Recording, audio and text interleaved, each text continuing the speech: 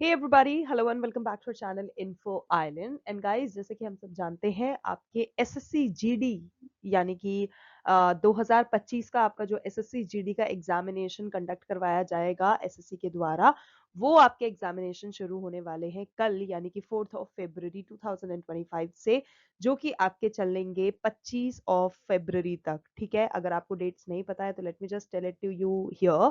4 फरवरी से 25 फरवरी तक आपके एसएससी जीडी के एग्जामिनेशन कंडक्ट करवाए जाएंगे कमीशन के द्वारा।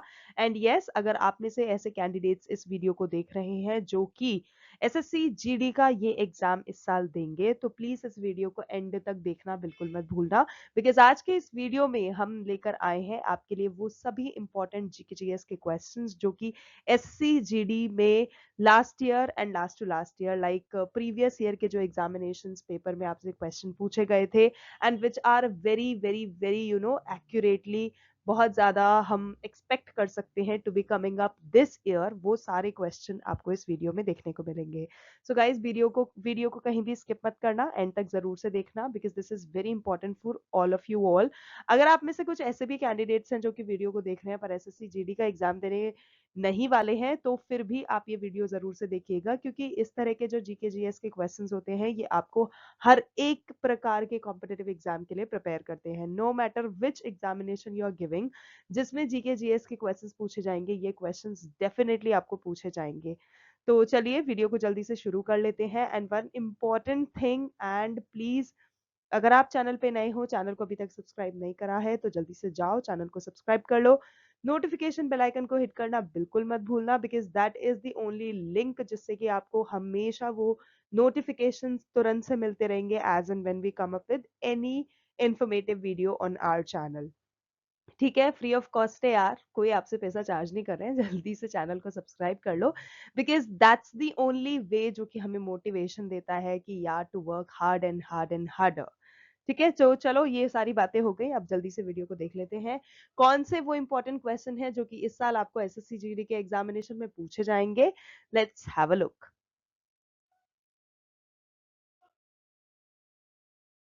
So guys, first important question तो पंडित शिव कुमार शर्मा से रिलेटेड ही है। ये क्वेश्चन बहुत रिपीट होता है, बहुत बहुत बहुत बार पूछा जाता है। फिर भी अगर आप गलत कर दो तो यार क्या ही कर सकते हैं, हमने इतने प्रिपरेटरी वीडियोस में आपको ये क्वेश्चन ऑलमोस्ट अच्छी तरह से रटा ही दिया है। तो अच्छे से याद कर लो, जब भी पंडित शिव कुमार शर्मा के बारे में पूछा जाएगा तो वो किस म्यूजिकल इंस्ट्रूमेंट से रिलेटेड है। वो संतूर वादक है, वो एक संतूर जो म्यूजिकल इंस्ट्रूमेंट होता है उसको बजाते हैं। सो या santoor is the correct answer. Apart from this, कुछ इंपॉर्टेंट चीज जो आपके लिए बेहद जरूरी है जानना पंडित शिव कुमार शर्मा से related, that he was awarded the संगीत Natak Akademi award in 1986, and उनको पद्मश्री और पद्म विभूषण ये दोनों ही अवार्ड से नवाजा गया था, सम्मानित किया गया था। पद्मश्री उनको 1991 में मिला था और पद्म विभूषण उनको 2001 में मिला था। ठीक है, तो ये भी इंपॉर्टेंट फैक्ट्स है, याद कर लेना। And this is the only reason why we come up with the important and additional information, क्योंकि गाइस सिर्फ क्वेश्चन का आंसर जानना जरूरी नहीं है, उससे रिलेटेड फैक्ट्स भी पता होना चाहिए, because you never know exam में क्वेश्चन किस तरह से फॉर्म होके आ जाए। ठीक है, तो ये सारी चीजें अच्छे से याद कर लेना। ओके गाइस, नेक्स्ट क्वेश्चन आपसे ये पूछा गया है, यू नो पूछा गया था, पूछा जा सकता है ऑब्वियसली, क्योंकि ये भी एक इम्पॉर्टेंट क्वेश्चन है। That which central minister announced India's first indigenously developed vaccine for the prevention of cervical cancer? So guys, most of you candidates who do not know, तो उनके लिए ये जानना बहुत जरूरी है कि जो सर्वाइकल कैंसर है उससे रोकथाम के लिए रिसेंटली एक सर्वावैक नाम की वैक्सीन डेवलप करी गई है। तो गाइस, आपसे पूछा ये जा सकता है कि भाई किसके द्वारा इसको लेकर आया गया। So guys, union minister doctor Jitendra Singh जो हैं उन्होंने अनाउंस करी थी इंडिया की पहली indigenously develop vaccine for the prevention of cervical cancer, और जिसका नाम है सर्वावैक। तो ये आप अलग से भी यहाँ अंडरलाइन कर लो, याद कर लेना, सर्वावैक इस वैक्सीन का नाम है। ठीक है, okay, next question. The Bombay Plan was presented by how many industrialists in the year 1944? तो guys, साल 1944 में काफी सारे industrialists थे who came together for a particular plan, और जिसको नाम दिया गया था बॉम्बे प्लान। तो गाइज वो जो था वो प्रेजेंट करा गया था अ टोटल ऑफ 8 इंडस्ट्रियलिस्ट। तो 8 इज द करेक्ट आंसर। अभी जो प्लान था ये पब्लिश कब हुआ था? तो 1990 1944-45 आपको याद रखना है। किसके द्वारा किया गया था? 8 लीडिंग इंडियन इंडस्ट्रियलिस्ट के द्वारा। उन्होंने क्या प्रपोज करा था? Who proposed state intervention in the economic development of the nation after independence from the United kingdom, जो कि 1947 में हुआ था। Okay, next question, who launch the Vaibhav fellowship scheme? तो ये जो वैभव, जिसको हम ऐसे VAIBHAAAV, जिसको हम वैश्विक भारतीय वैज्ञानिक के नाम से भी जानते हैं, तो ये जो फेलोशिप स्कीम थी, it came up in the year 2023, 28 Feb को। और किसके द्वारा प्रेजेंट किया गया था? Union minister of science and technology के द्वारा। ठीक है, तो किसने इसे लॉन्च किया? Union minister of science and technology ने, which is the government of India, जिसने लॉन्च करा था अ फेलोशिप प्रोग्राम, जिसको वैभव का नाम दिया गया, जिसकी फुल फॉर्म वैश्विक भारतीय वैज्ञानिक है। किस चीज के लिए? In order to foster collaboration and knowledge sharing between the Indian diaspora scientist and academic institutions in India. तो ये चीज भी आपको ध्यान में रखना है। Okay, next question, who was the grandson of Chandragupta Maurya? Guys यहाँ पर बहुत से बच्चे कंफ्यूज हो जाते हैं, रीजन बीइंग क्योंकि ग्रैंडसन पूछा गया है तो वो सन पे टिक कराते हैं। ठीक है, अब देख ये लो आप, जो अशोक थे, ठीक है, सबसे पहले तो ये जान लो, अशोक जो है he was a grandson of Chandragupta Maurya, तो Ashok is the correct answer. अब सन जो है, सन थे बिंदुसार के। ठीक है, तो वो चीज भी आपको याद रख लेना है कि जो अशोक थे, he was the son of second Mauryan emperor, जिनका नाम था बिंदुसार। और जो ग्रैंडसन थे वो थे फर्स्ट मौर्यन एम्परर, जिनका नाम था चंद्रगुप्त मौर्य। तो ये दोनों ही नाम आपको याद रखने हैं, किसके ग्रैंडसन है, किसके सन है, एक्सेट्रा एक्सेट्रा। अब बात करें अशोक की, so Ashok was also known as Ashok the great के नाम से उन्हें जाना जाता था। एंड अशोक जो है, he has expanded the empire of Chandragupta Maurya. उन्होंने काफी हद तक अपने ग्रैंडफादर का जो एम्पायर था उसको काफी हद तक एक्सटेंड करा था। और it expanded from present day, जो कि आज के समय में बांग्लादेश के नाम से जाना जाता है, in the east to Afghanistan in the west. यहाँ से यहाँ तक उन्होंने उसको एक्सपेंड करा था।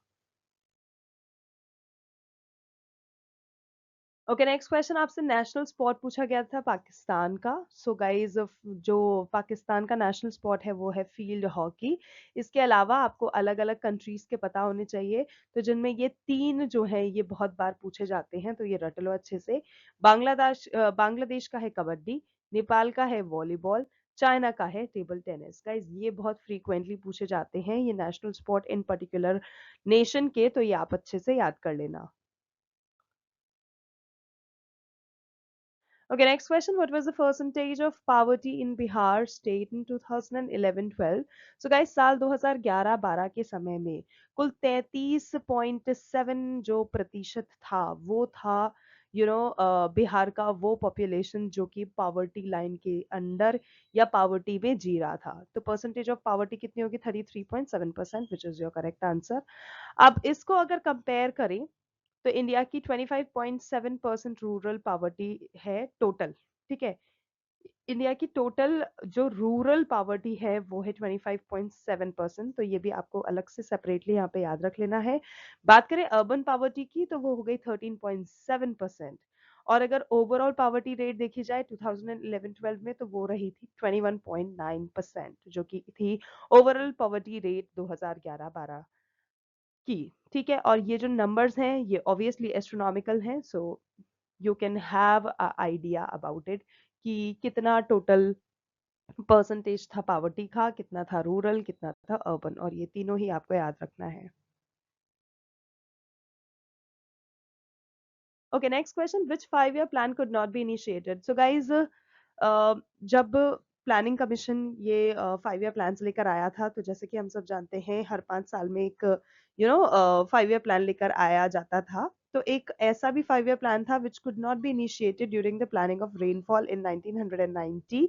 सो गाइज इसका करेक्ट आंसर हो जाएगा एट्थ 5 ईयर प्लान। जो एट्थ 5 ईयर प्लान था, it could not take off in the year 1990 due to the rapidly changing economic and political situation at the center in India that time. जो government है उसने adopt करी थी two annual plans for the year 1990 to 91 and 1991 to 92. ठीक है, instead of having a 5 year plan they had this particular kind of annual plans for these 2 years, and yes, for the country's economy to get back on track and to get better.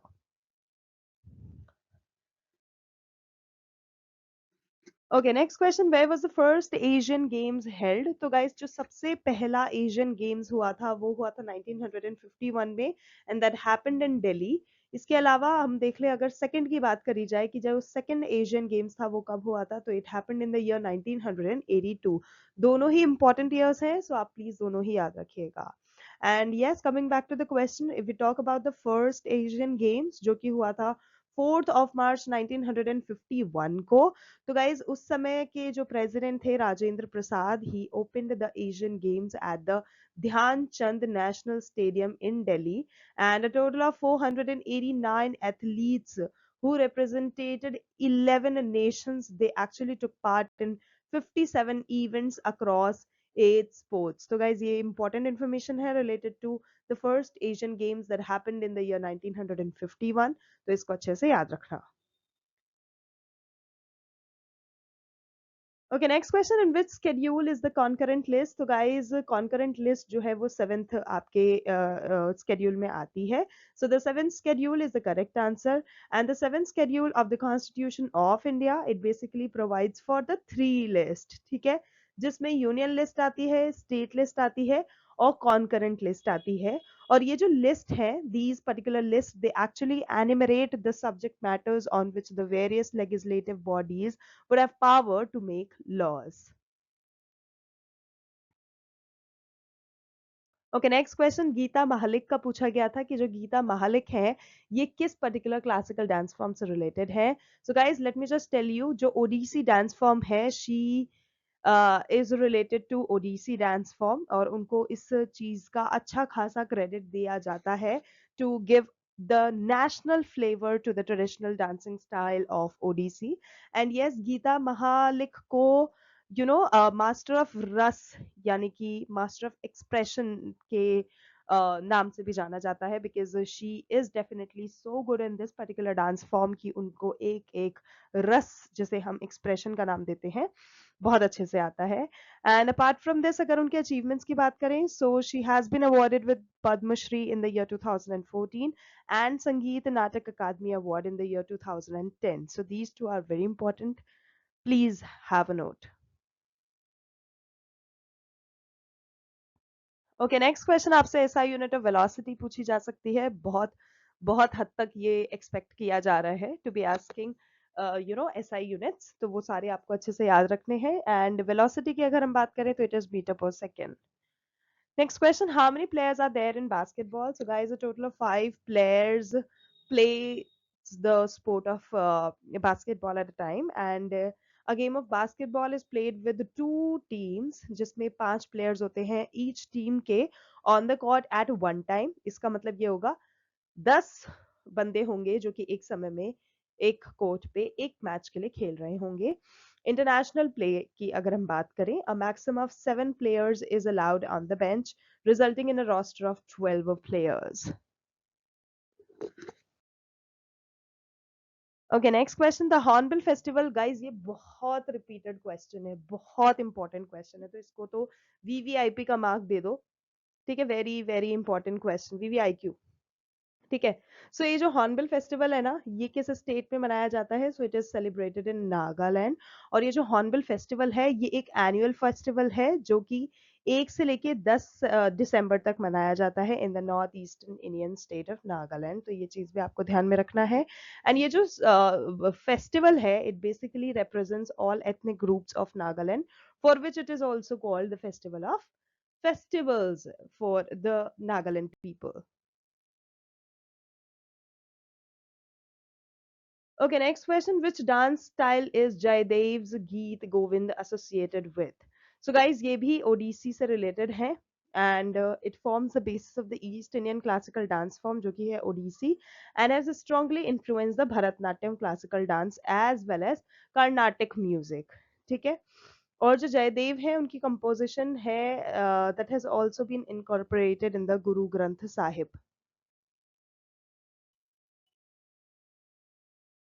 Okay next question, Navjot Kaur से related पूछा जा सकता है आपको कि जो नवजोत कौर है वो किस स्पोर्ट से रिलेटेड है।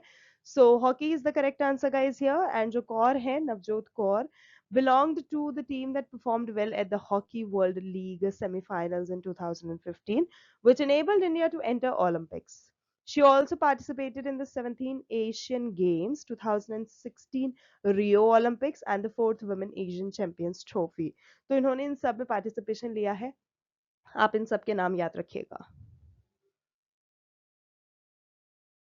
Okay, next is Naujawan Bharat Sabha was formed by whom? So it was formed by Bhagat Singh.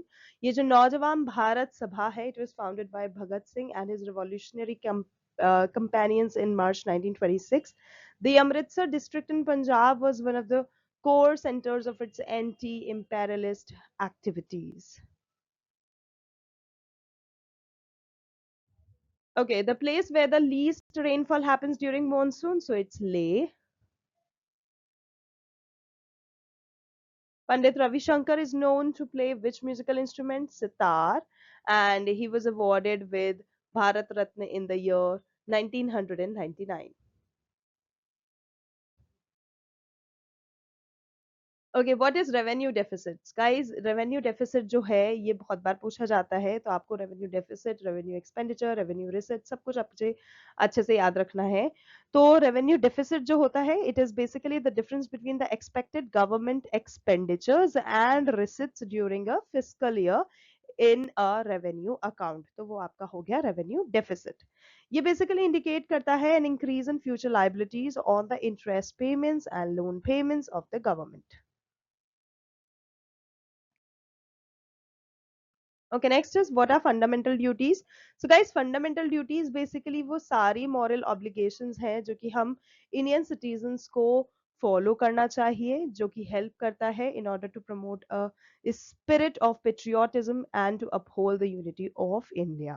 And it's very important for each and every Indian to follow these fundamental duties. And again, with this, we Indians have the fundamental rights also.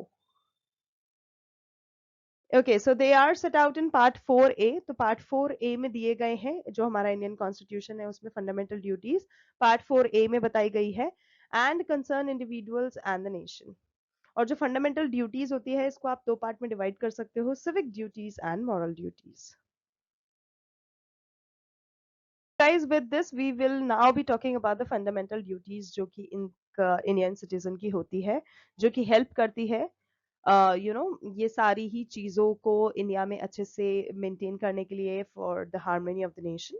सो सबसे पहले तो हो गया to abide by the constitution and respect the ideals and institutions, the national flag and the national anthem, ये पहली duty हो गई।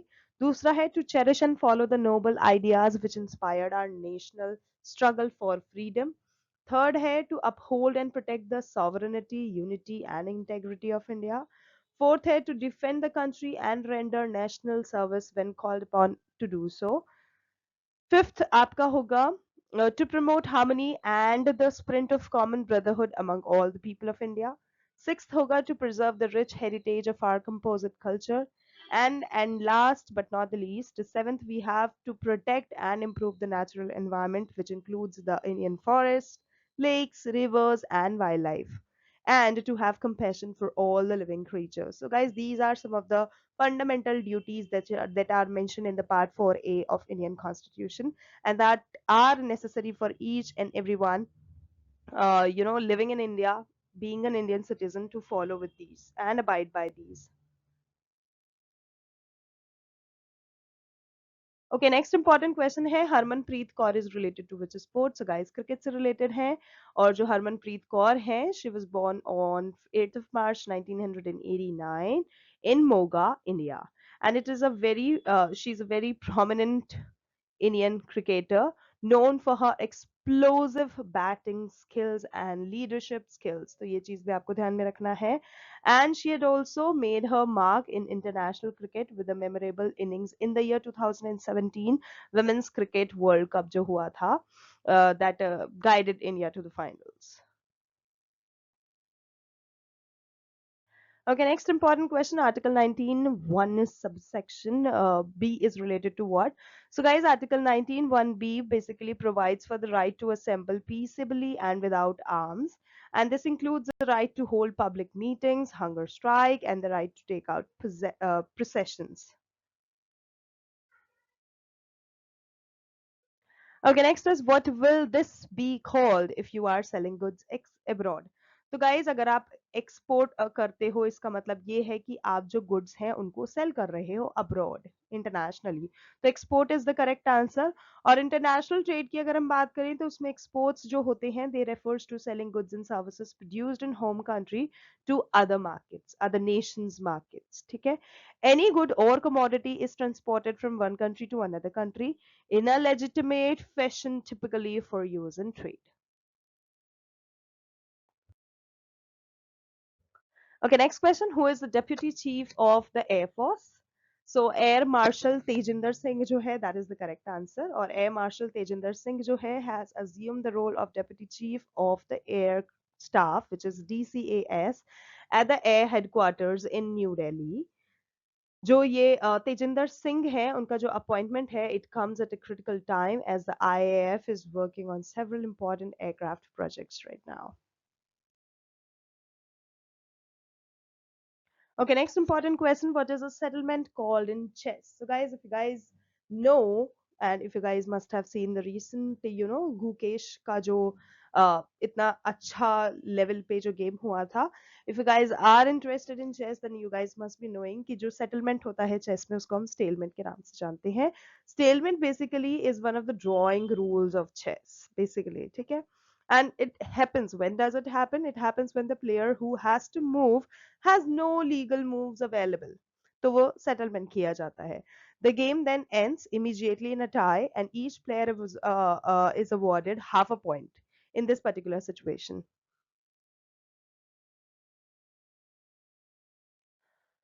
Okay, so next question is the Supreme Court can issue a writ under which article? So guys, under Article 32, a writ can be issued by the Supreme Court and under 226 by the High Court.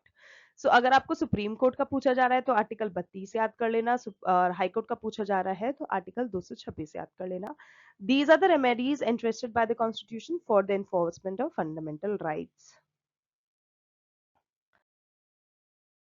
Next question, where is Ellora caves located? So guys Aurangabad district है जो कि महाराष्ट्र में located है. वहां पे आपको Ajanta Ellora caves देखने को मिलेगी. अब now that we are talking about Ellora caves, तो गाइज मैं आपको बता देती हूँ एलोरा केव्स जो है is a rock cut Hindu Buddhist and Jain cave complex जो कि औरंगाबाद डिस्ट्रिक्ट ऑफ महाराष्ट्र में लोकेटेड है. ठीक है. और ये जो केव्स है इस मॉन्यूमेंट की वो excavations आप कह सकते हैं रही है from the Charanandri hills and there are over 100 caves at this particular site, all excavated from the basalt cliffs in the Chandranandgiri Charan Chara Charanandri hills, जिसमें से 34 जो केव्स हैं they are actually open to public to view, लेकिन बाकी की जो 100 में से 34 ओपन है और जो बाकी की केव्स हैं they are not open to view to the general public. So that is about Ellora caves. Okay, guys, next question. Which former Prime Minister of India was recently honored with the Lifetime Achievement Award in Britain? So, guys, iska correct answer hai Dr. Manmohan Singh, who was recently conferred a Lifetime Achievement Honor by the India UK Achievers Honors that happened in London for his contribution to economic and political life. Okay, next important question. Which sector does transportation and storage comes under? So, एक second. Which sector does transportation and storage? बस ये transportation और storage किसके under आती है? So guys it comes under the tertiary और the service sector. तो transport हो गया, कम्युनिकेशन हो गया, बैंकिंग हो गया, स्टोरेज हो गया, ट्रेड हो गया, ये सब कुछ जो है ये आपका टर्चरी सेक्टर या जिसको हम सर्विस सेक्टर बोलते हैं उसके अंडर आता है. And however, it also includes services that don't help directly in producing goods. Okay, next is India does not share border with which country? So guys, neither Japan nor Sri Lanka, इन दोनों के साथ ही India अपने border share नहीं करती है. अगर आपको Japan given है, जापान टिक कर दो. श्रीलंका गिवन है, श्रीलंका टिक कर दो. मोस्टली श्रीलंका ही ऑप्शन में दिया जाता है, तो श्रीलंका को आप टिक कर देना कि श्रीलंका और जो इंडिया है वो सेपरेटेड है बाय द इंडियन ओशन, तो वो बाउंड्री शेयर इसलिए करते ही नहीं है. तो जो टेरेस्ट्रियल बॉर्डर है which Sri Lanka is not shared by India. Sri Lanka जो है is India's maritime neighbour. Bangladesh जो है that is the country with which India shares its largest land border. इसके अलावा most India and Bangladesh enclaves were exchanged in the year 2015. To set up border huts, the state government suggested to the Ministry of External Affairs. So these were some of the key points related to that. इसके अलावा additionally जो आपको जानना जरूरी है कि जो India है it basically shares land borders with the 7 other countries in the whole wide world. India does not share land boundaries in the north with Myanmar, तो म्यांमार के साथ शेयर नहीं करता. एंड यस वो सारी कंट्रीज जिसके साथ इंडिया एक्चुअल में लैंड बॉर्डर शेयर करता है वो है ये 7 नाम, अच्छे से याद कर लो. China, Bhutan, Nepal, Pakistan, Afghanistan, Bangladesh, Myanmar. ठीक है, so these are the names of those nation जिनके साथ इंडिया बॉर्डर शेयर करता है. ओके, इसके अलावा guys India share a boundary with China, Bhutan, Nepal, Pakistan and Afghanistan in the north. ठीक है, नॉर्थ में किन के साथ करता है? China, Bhutan, Nepal, Pakistan and Afghanistan. और India shares a boundary with Bangladesh and Myanmar in the east. Sri Lanka, Maldives and Indonesia are the country sharing water borders. ठीक है, वाटर बॉर्डर शेयर करता है श्रीलंका इंडिया के साथ, not the land boundaries. Okay, इसके अलावा India share most of the land boundary with Bangladesh, least land boundary with Afghanistan. China जो है that is the largest country that shares the land borders with India. And Bhutan जो है that is the smallest country that shares land borders with India. तो guys neighbouring countries जो है उससे related कुछ important questions हो सकता है इससे पूछ लिया जाए, तो ये एक एक पॉइंट अच्छे से याद रखना. Okay, next question. According to Census Survey 2011, which northeastern state had the highest literacy rate? So, guys, it has to be Mizoram. तो मिजोरम आपका करेक्ट आंसर हो गया. And as of 2021 also Mizoram has the highest literacy rate among the north eastern states of India. And according to the census of India जो कि 2011 का रहा था, जो लिटरेसी रेट मिजोरम की थी इट वाज 19.58%. इंपॉर्टेंट है, याद रखना. Which is of course higher than the national average literacy rate जो कि 74.04% थी. ठीक है, so guys if we talk about the literacy rate तो यहाँ पर देख लो फर्स्ट सेकंड थर्ड तीनों ही स्टेट्स का दे रखा है. कितना टोटल लिटरेसी रेट रहा है वो ये रहा. कितना मेल लिटरेसी रेट रहा है, कितना फीमेल लिटरेसी रेट रहा है वो यहाँ पर दिए गए हैं. भारत, केरल यानी कि इंडिया, केरला, सॉरी इंडिया में ही केरल, लक्षद्वीप और मिजोरम का, कि इंडिया की ये 3 स्टेट्स का यहाँ पे डेटा गिवन है, अच्छे से याद रखना. Okay, next question. In which year did Alexander invade India? So 326 BC was the year. Or yes, Alexander invaded India after crossing the river Indus. He advanced towards Taxila. तो ये भी आपको याद रखना है. Okay, next is who was the youngest Odissi dancer lady who was awarded with Padma Bhushan in 1992. So it was Sonal Mansingh जिनको 1992 में इस सम्मान से सम्मानित किया गया था. Okay, next is FICCI was formed when? So FICCI की अगर हम बात करें, it is the Federation of Indian Chambers of Commerce and Industry, and it was established in the year 1927 on the advice of Mahatma Gandhi by Indian business leaders such as G.D. Birla and Purushottam Das Thakur Das. Okay, next question. In which state does the heat wave does not occur? So in Punjab, Haryana, Rajasthan and Goa.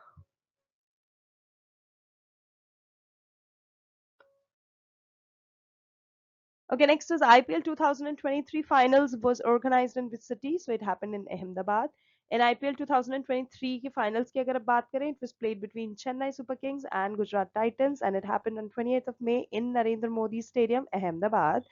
And बात करें winners की, तो guys Chennai Super King was the winner. Okay, next is Kalashram was formed by whom? So guys, पंडित बिरजू महाराज जो हैं, उन्होंने 1998 में कालाश्रम को बनाया था. एंड जो पंडित बिरजू महाराज हैं, he is related to Kathak and he belongs to the Lucknow Kalika Bindadin घराना.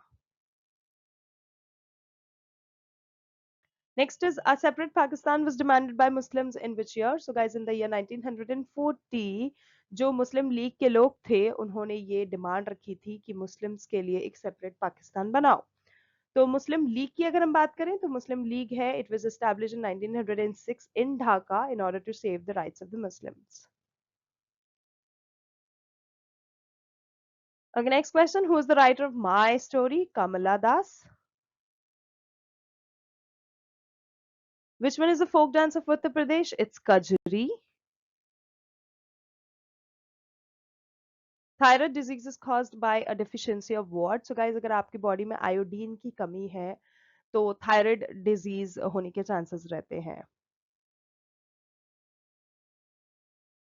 दीनदयाल उपाध्याय ग्रामीण कौशल योजना, जिसको हम शॉर्ट में DDUGKY के नाम से जानते हैं, is for what aged youths? तो गाइज वो जो है वो 15 से 35 साल के जो यूथ हैं इंडिया के, उनके लिए प्रोग्राम है, उनको टारगेट करता है और इसको लेकर आया गया है with the objective to equip them with valuable skill. उनके अंदर बहुत ज्यादा वैल्यूएबल स्किल्स डाली जाए जो कि उनको अपलिफ्ट कर सकता है, उनकी फैमिली के स्टेटस को अपलिफ्ट कर सकता है इकोनॉमिकली, और हेल्प कर सकता है उनके जो करियर ड्रीम्स हैं उनको फुलफिल करने के लिए. और ये जो योजना है, ये दिसंबर 2014 में नरेंद्र मोदी के द्वारा इंडिया में लाया गया था. Okay, this festival is celebrated on the day after Diwali on Kartik शुक्ल प्रतिपदा. तो गोवर्धन पूजा है और अन्नकूट उत्सव जिसे हम बोलते हैं वो मनाया जाता है. Which festival is celebrated on the new moon day after Diwali in Jharkhand? So guys, Sohrai is the correct answer. Sohrai एक ऐसा त्योहार है जिसको ट्राइबल कम्युनिटीज मनाती हैं, कहाँ की? झारखंड की. तो ये चीज भी आपको याद कर लेना है. और ये जो फेस्टिवल है, ये एक हार्वेस्ट सीजन के एंड को मार्क करता है एंड जो न्यू ईयर लगने होता है उसकी बिगिनिंग्स को मार्क करता है. So basically it's a time of Joy, gratitude and deep connection with nature and the animal world.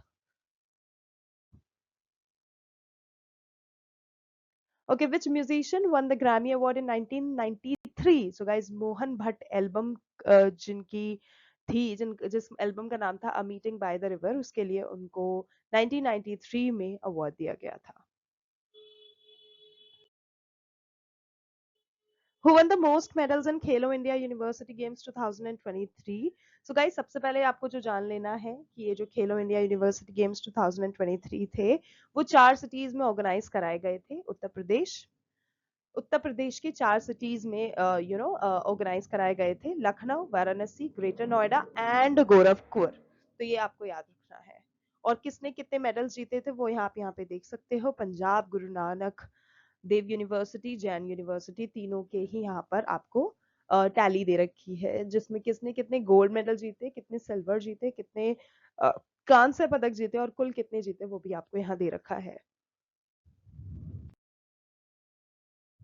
Okay, next is Bhitari temple is located in which state? So it is there in Ghazipur, Uttar Pradesh. Kailash Parvat is located in which country? So it's there in China. Which sport is Shubman Gill associated with? So he is associated with cricket. Siddhi Dhamal is the folk dance of which state? So guys, जो सिद्धि धमाल है वो Gujarat state का folk dance है. और गुजरात के कुछ और भी फोक डांसेस होते हैं, जैसे कि गरबा, डांडिया, भवाई, टिप्पणी, पधार, गोपरास etcetera. So that's it guys, those were the very important GKGS questions जो कि आपको इस साल होने वाले SSC GD 2025 के एग्जामिनेशंस जो कि शुरू होने वाले हैं 4 फरवरी से 25 फरवरी तक, उसमें पूछे जाएंगे. If you guys found this video informative and want us to come up with more of such videos, so please do like, share and subscribe to our channel Info Island. And आज के लिए बस इतना ही. Thank you so much for your time. We will see you in our next video. तब तक के लिए all the very best to all the candidates.